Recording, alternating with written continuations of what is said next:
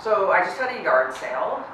It was my last big push to downsize and to get rid of a lot of my extra stuff before having to move out of my apartment in a week and a half. So yeah, countdown's on. Basically, I started downsizing, I would say, in January when I first decided that I wanted to live in a truck or a van full time. So I thought, well, now's the time to start downsizing, because even though I don't feel like I had a lot of stuff compared to other people. I live in a one-bedroom apartment. I don't have a lock or a storage area. I just wanted to start getting rid of stuff. So I did a couple trips to the Salvation Army with stuff. I gave some stuff away. About a month ago, I started selling my furniture on Craigslist, which worked pretty well. And I felt like the key to that was to not ask for very much money. That way it goes, there's no disappointments. So I did that, and now I decided, I'm just gonna take 4 hours on a Saturday, put up signs, put up an ad on Craigslist, and get out there and just sell stuff for pretty cheap. So I made a few $100. It was worth it, and the remainder of the stuff I'll cart off to the Salvation Army. I still have to go through some stuff. I'm down there, but it's kind of like this process of peeling off layers. It's like the first layer is just getting rid of the stuff I know that I don't need anyway in life, no matter where I'm living, and then just kind of just going through things again and again, and each time I go through things, a few more things get cast off. And one thing I'm keeping in mind is the adage to keep what I need and not what I want, which isn't always 100% what I use, because I still like stuff that's not necessarily utilitarian. But I'm not a person who gets that attached to objects. Generally, I'm not that sentimental about it. I had a lot of family furniture and things that I was fine with letting go, and just knowing someone else is going to enjoy this item, whatever it is, and it will maybe have meaning in their life.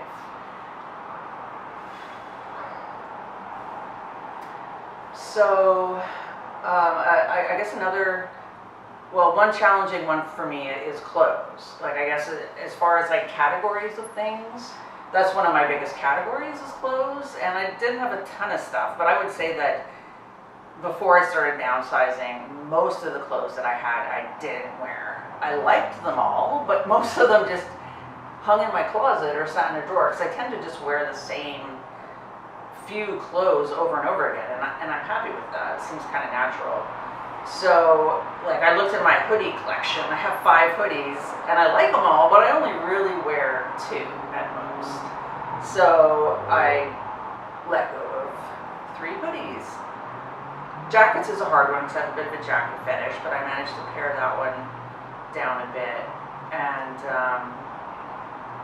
so I've gotten my clothing down a fair amount. Books is another tough one. There are books that I've read, and I've read many times, and I know there are books that there's a good likelihood that I'll come back to them in the future to read them again. Those are mostly my spiritual books that I feel that way about, and some special authors to me, like Jack Kerouac. I know I'll probably reread him at some point again.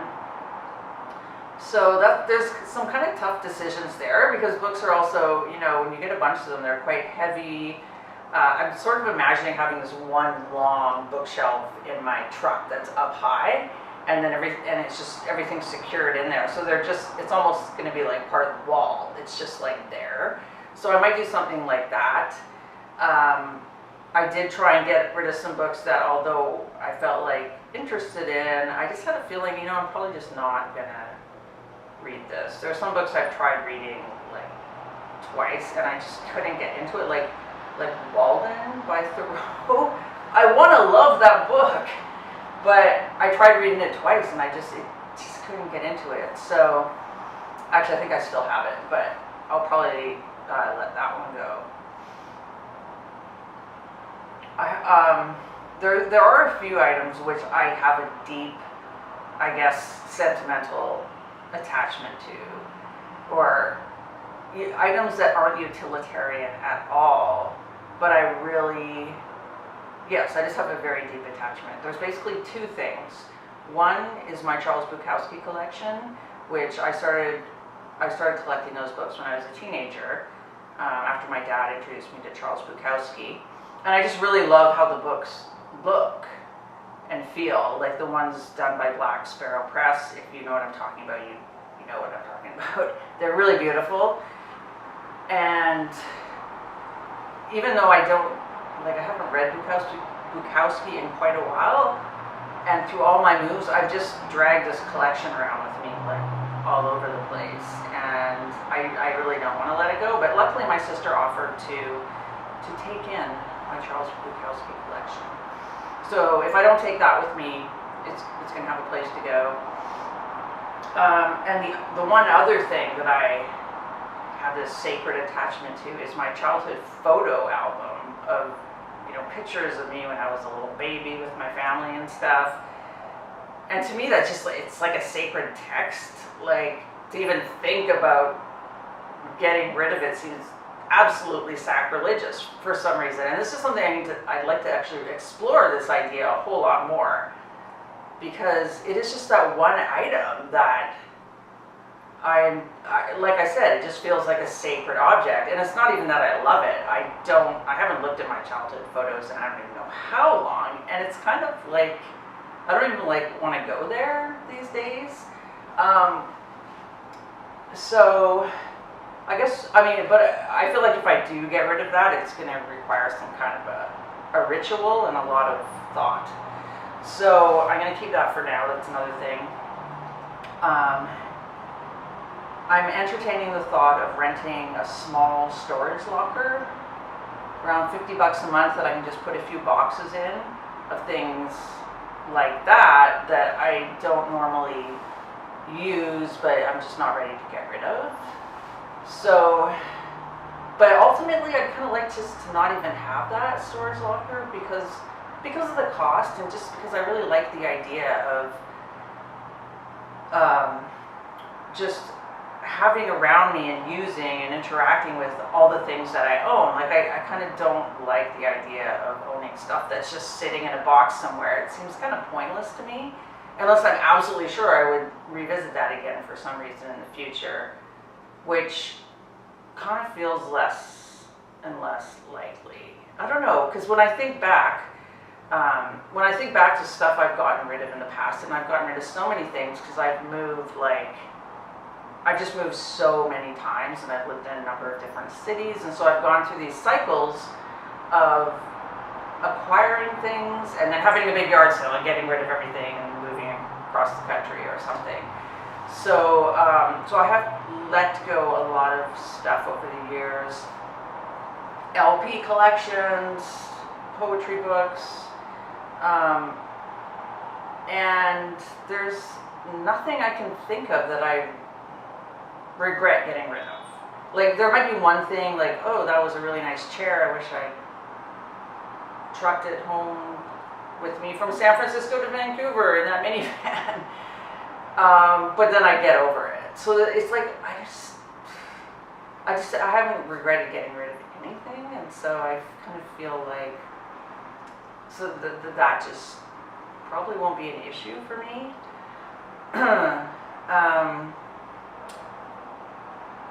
And I really love letting go of stuff. Like, to have that yard sale today, and I was just almost giving stuff away, and I actually did give a whole lot of stuff away. There was a big free pile that was like the most popular area of the yard sale.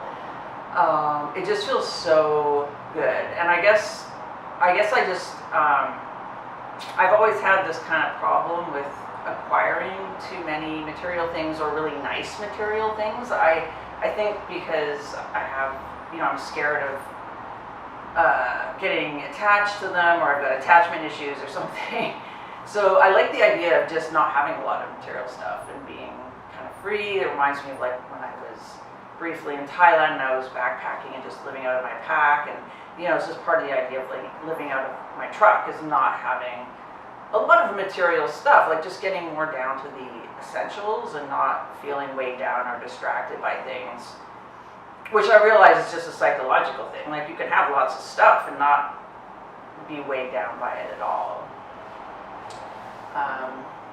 But it's also part of my wanting to live lighter on the earth and be less part of our crazy consumer culture where we're just, we're just constantly consuming and buying the newest, nicest things and having a specialized instrument or article of clothing for every different activity.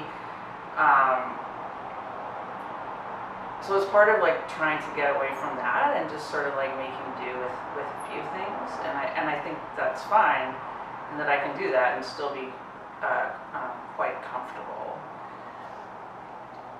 So it feels pretty great to have gotten rid of the pile of stuff, and it feels really good to sleep on the floor. I don't have a bed any longer, and I'm actually sort of rethinking how I might furnish my camper van now that I don't have much furniture in my apartment, and I might just like build all this like super low furniture and just kind of like live on the floor. There's something that just feels good about it, and it would probably force me to be more flexible physically. Anyway, that's probably going to be another video. Actually, I'm sure it would be another video at some point. I just wanted to share some of my thoughts about my downsizing process as I prepare to move into my camper van. I'm trying to think if there's anything else.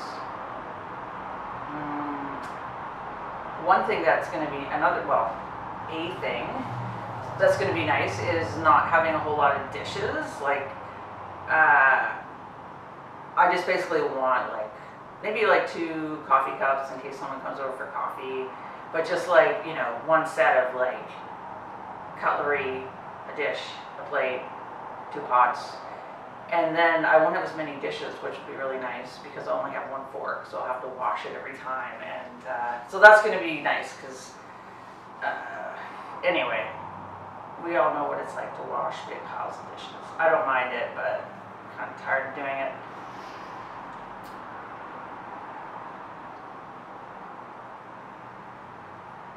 So that's it. Until the next video. Thanks for watching.